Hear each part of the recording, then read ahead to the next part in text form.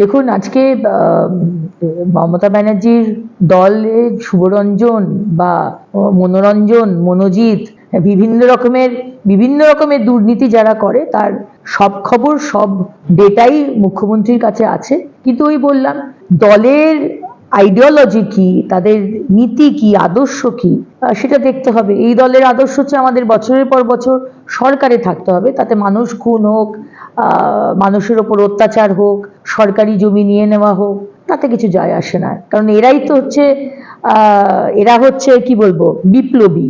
আর আমাদের মাতঙ্গিনী হাজরা যারা আসল বিপ্লবী, তারা এখন মমতা ব্যানার্জির মার্কশিটে মানে কোয়েশ্চেন পেপারে এখন সন্ত্রাসবাদ হয়ে গেছে। সুতরাং এটাই খুব ক্লিয়ার যে আজকে মমতা ব্যানার্জির এই তৃণমূল সরকার তাদের কি পলিসি, কি নীতি, কি আদর্শ বাংলার মানুষের কাছে খুব পরিষ্কার।